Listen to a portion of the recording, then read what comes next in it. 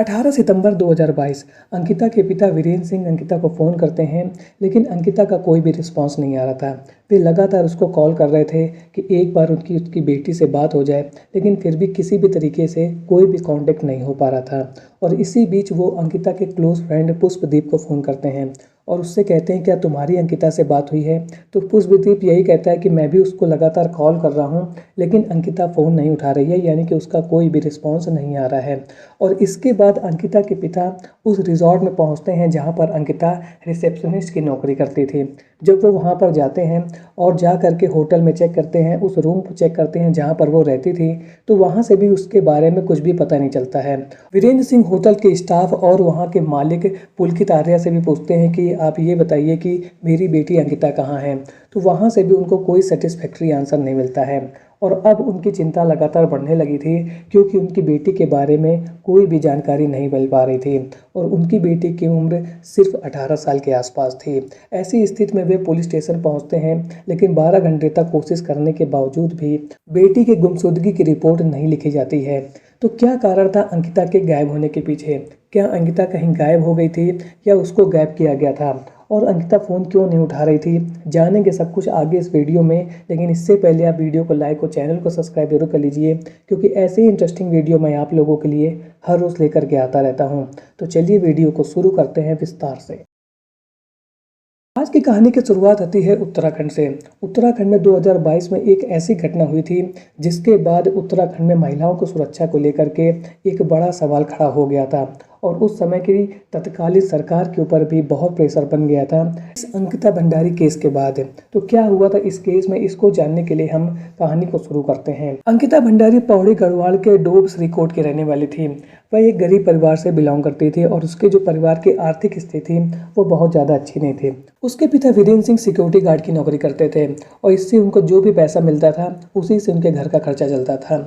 2021 में अंकिता भंडारी ने hotel management के कोर्स में दाखिला लिया था और वह होटल मैनेजमेंट का कोर्स कर रही थी और इसी बीच में आ जाता है कोविड काल। 2022 में कोविड की वजह से उसके पिता की नौकरी छूट जाती है और इसके बाद उसके परिवार के ऊपर एक गहरा आर्थिक संकट छा जाता है और परिवार की आर्थिक हालत ठीक न होने की वजह से अब घर का खर्चा भी चल पाना बहुत ज़्यादा मुश्किल हो रहा था। ऐसी स्थिति में अंकिता ने यह सोचा कि ठीक है, मैं ही कोई एक नौकरी ढूंढ लेती हूँ और उस नौकरी से जो भी पैसा मुझे मिलेगा इससे मैं अपने घर परिवार को सपोर्ट करूँगी, साथ ही जो उसकी पढ़ाई छूट गई है उसको भी मैं आगे कैरी ऑन कर सकूँगी। और इसी वजह से वो लगातार नौकरी को ढूंढ रही थी। इसी बीच में अंकिता का क्लोज फ्रेंड पुष्पदीप उसको बताता है कि ऋषिकेश में एक वंतरा रिजॉर्ट है और वहाँ पर रिसेप्शनिस्ट की एक पोस्ट खाली है। यदि तुम चाहो तो वहाँ पर जा सकती हो और देख सकती हो कि यदि वो तुम्हारे लिए नौकरी सुटेबल है तो तुम कर लो। अंकिता को जब अपने दोस्त से इस बारे में पता चलता है कि ऋषिकेश में एक वंतरा रिजॉर्ट में रिसेप्शनिस्ट की पोस्ट खाली है, तो वह वहाँ पर पहुँचती है और इत्तेफाक से उसको ये नौकरी मिल जाती है और वे रिसेप्शनिस्ट की नौकरी को 28 अगस्त 2022 को ज्वाइन कर लेती है। क्योंकि जो रिजॉर्ट था उसके घर से दूरी पे था और इस वजह से उसका डेली अप डाउन कर पाना इजी नहीं था। इस वजह से वह रिजॉर्ट में रह करके ही नौकरी कर रही थी। रिजॉर्ट में उसको एक कमरा दे दिया गया था, वो वहीं पर रहती थी और अपनी नौकरी को कर रही थी। अंकिता को जब भी खाली टाइम मिलता था तो वह अपने क्लोज फ्रेंड पुष्पदीप से बातचीत करती रहती थी और इसी बीच एक रोज उसने अपने दोस्त से मोबाइल में चैटिंग करते हुए बताया था कि रिजॉर्ट में ही काम करने वाला एक बंदा है अंकित, वो उसके पास आया था और वह कह रहा था कि सोमवार को कुछ वीआईपी मेहमान आने वाले हैं और तुमको उनको वीआईपी सर्विस देनी पड़ेगी। तो वह उनसे पूछती है कि मैं इसके लिए क्या कर सकती हूँ, वीआईपी सर्विस क्या होती है? तो वो बोलती है कि तुमको उनके साथ सेक्सुअल रिलेशन बनाने पड़ेंगे और इसके लिए वो तुम्हें 10,000 रुपये भी दे रहे हैं। तो उसका दोस्त पुष्पदीप कहता है कि तुम उनसे कह दो कि मैं ऐसी लड़की नहीं हूँ, मैं ये सब काम नहीं करूँगी। तो अंकिता उससे कहती है कि हाँ, मैंने उनसे कहा था कि मैं गरीब ज़रूर हूँ और मैं क्या 10,000 रुपये के लिए अपने आप को बेच दूंगी, मैं ये सब काम नहीं करती हूँ। तो अंकित ने मुझसे यह कहा था कि यदि तुम्हारी नज़र में कोई दूसरी लड़की हो तो तुम उसके बारे में बताना, मेहमान 10,000 रुपये तक देने के लिए तैयार हैं।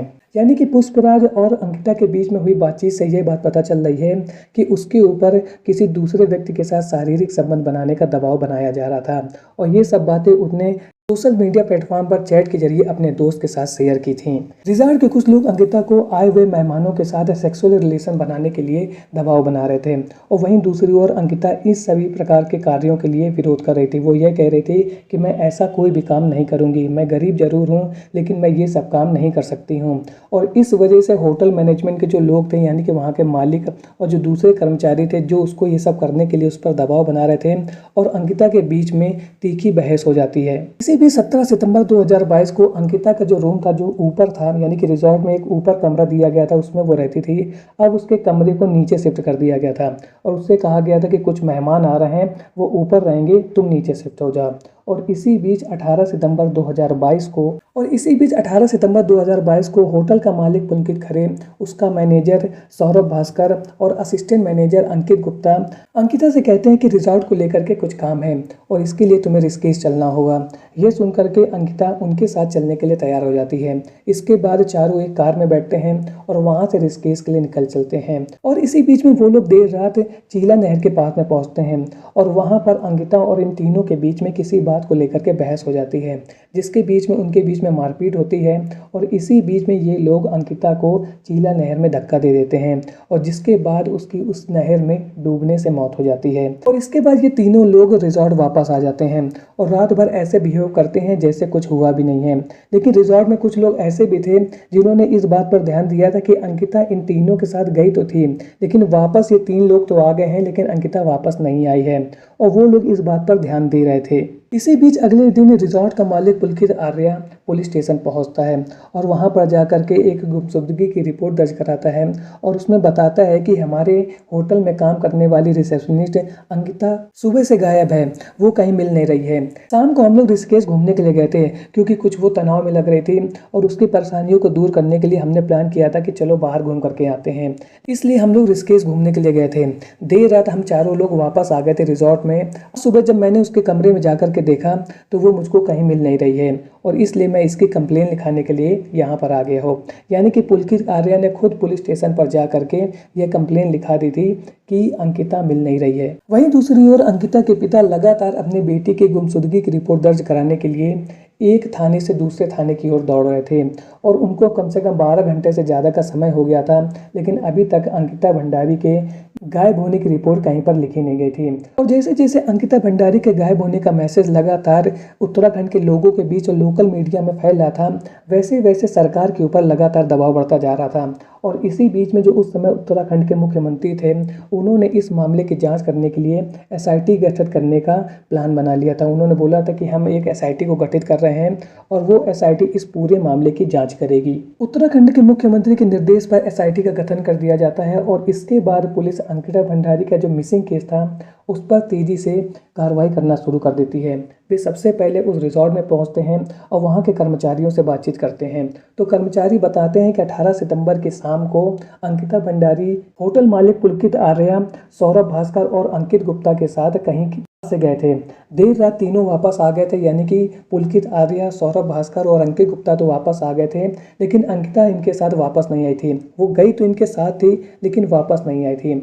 और इसके बाद एसआईटी टीम जो थी वो इन तीनों को पकड़ती है और इनसे पूछताछ करती है। एसआईटी टीम ने अपनी बात को पुख्ता करने के लिए उस रास्ते में जितने भी सीसीटीवी थे उनको भी चेक किया था और उसमें साफ साफ दिख रहा था कि कार में 4 लोग सवार थे यानी कि अंकिता भी उस समय इनके साथ थी। और जब उनके पास पुख्ता सबूत हो जाते हैं तो वो इन तीनों से कड़ाई से पूछताछ करते हैं और इसके बाद में पुलकित आर्या, सौरभ भास्कर और अंकित गुप्ता इस बात को कबूल कर लेते हैं कि इन लोगों ने अंकिता भंडारी की हत्या कर दी है और हत्या करने के बाद में उसकी बॉडी को चीला नहर में फेंक दिया गया है। जब ये सब बातें एसआईटी टीम को पता चलती है तो वो लोग चीला नहर पर पहुंचते हैं और वहां पर उत्तराखंड की पुलिस अंकिता भंडारी के डेड बॉडी को चीला नहर से रिकवर कर लेती है। उसके बाद अंकिता की डेड बॉडी का उत्तराखंड के एम्स में पोस्टमार्टम कराया जाता है जिसके बाद उसकी मौत का कारण डूबना बताया जाता है और इसके साथ साथ उसके शरीर पर बहुत सारे चोट के निशान भी थे जिससे यह पता चल रहा था कि उसके साथ पहले मारपीट भी की गई थी। तीनों ही आरोपी पुलकित आर्या, सौरभ भास्कर और अंकित गुप्ता ने पुलिस को यह बताया कि रिसॉर्ट में जो वीआईपी मेहमान आते थे उनको स्पेशल सर्विस के नाम पर सेक्स की सुविधा प्रदान की जाती थी और ये सब बातें अंकिता को पता चल गई थी। हम लोगों ने अंकिता के ऊपर दबाव बनाया था कि वो स्पेशल सर्विस दे मेहमानों को, लेकिन उसने ये सब करने से मना कर दिया था और वह लगातार यह बोल रही थी कि यदि उसके ऊपर लगातार ये सब करने का दबाव बनाया जाएगा तो वह रिसॉर्ट से जो नौकरी है उसको छोड़ देगी, या तो वह रिसॉर्ट से रिसेप्शनिस्ट की नौकरी छोड़ देगी। और इसके बाद पुलकित आर्या को यह लग रहा था कि ये सब बातें अब अंकिता को पता चल चुकी हैं कि रिसॉर्ट में क्या क्या होता है। यदि ये बाहर जाएगी तो हो सकता है ये सब ये दूसरे लोगों को बताते हैं और इस बात की डर से उन लोगों ने उसको अपने रास्ते से हटाने का प्लान बनाया था। जब तीनों ही आरोपी अपना जुर्म कबूल कर लेते हैं तो उसके बाद एसआईटी टीम 500 पन्ने की चार्जशीट तैयार करती है और उसको कोर्ट में दाखिल कर देती है और इसके बाद 30 जनवरी 2023 को इस मामले पर पहली सुनवाई होती है। 28 मार्च 2023 को अभियोजन पक्ष ने अपने गवाहों को पेश करना कोर्ट में शुरू किया था। उन्होंने 97 गवाहों की लिस्ट कोर्ट में पेश की थी और इसके बाद 47 गवाहों ने अपनी अपनी गवाही कोर्ट में दी थी और ये 47 गवाह बहुत ज़्यादा इंपॉर्टेंट थे जिन्होंने इस पूरे केस को बदल करके रख दिया था। और इन्हीं 47 गवाहों के गवाही के बाद ये बात बिल्कुल क्लियर हो गई थी कि अब इन तीनों आरोपियों का बच पाना बिल्कुल ही नामुमकिन हो चुका है, यानी कि इन्होंने जो पाप किया है उसकी सजा अब इनको जरूर मिलेगी। 28 मार्च 2023 से लेकर के 30 मई 2025 के बीच में अभियोजन पक्ष और बचाव पक्ष ने अपने अपने गवाह पेश किए, अपने अपने वाद प्रतिवाद कोर्ट में पेश किए। इसके बाद 19 मई 2025 को अभियोजन पक्ष और बचाव पक्ष के बीच में आखिरी बहस हुई थी और जिसके बाद कोर्ट ने यह कहा था कि वो अपना फाइनल फैसला 30 मई 2025 को सुनाएंगे। 30 मई 2025 को कोर्ट द्वार की एडिशनल डिस्ट्रिक्ट कोर्ट ने इन तीनों ही आरोपियों को दोषी करार दिया। तीनों को उम्र कैद के साथ 50-50 हजार रुपए का जुर्माना भी लगाया गया, यानी कि पुलकित आर्या, सौरभ भास्कर और अंकित गुप्ता अब ताउम्र जेल के अंदर ही रहेंगे और अपने उन पापों को काटेंगे जो इन्होंने 3 साल पहले किए थे, लेकिन अब इनको उनके पापों की सजा पूर्ण रूप से मिल चुकी है। तो आज की वीडियो में आपने देखा कि भगवान के घर में देर है लेकिन अंधेर नहीं है। जो पाप इन तीनों ने 3 साल पहले किया था उसकी सजा इनको जरूर मिली। हालांकि कोर्ट की कार्रवाई में कुछ टाइम लगा, लेकिन इनको कोर्ट ने दोषी करार दिया और इसके बाद इनके किए की सजा आज इनको मिल चुकी है। पुलकित आर्या एक पॉलिटिकल पार्टी के बड़े नेता और मंत्री रहे विनोद आर्या का पुत्र था और उसको ऐसा लग रहा था कि पॉलिटिकल सपोर्ट की वजह से वो इस कांड से बच जाएगा, लेकिन ऐसा नहीं हुआ। हालांकि शुरू में इस केस को डाइवर्ट करने की कोशिश की गई, लेकिन अंत में कोर्ट ने इन तीनों को आरोपी घोषित कर दिया और इसके बाद इनको उम्र कैद की सजा भी दे दी गई है। तो आज की वीडियो से हमें यही सीख मिलती है कि क्राइम आदमी कोई भी करे, चाहे आम इंसान करे चाहे बहुत ही रसूख वाले इंसान करे, उसको भारत की न्याय प्रणाली के अंतर्गत उसके किए गए पाप की सजा जरूर मिलेगी और ऐसा ही अंकिता भंडारी के केस में भी हुआ है। तो आज का वीडियो आपको कैसा लगा कमेंट सेक्शन में जरूर बताएं। मिलता हूं ऐसे एक और नए इंटरेस्टिंग वीडियो में, तब तक के लिए थैंक्स फॉर वॉचिंग।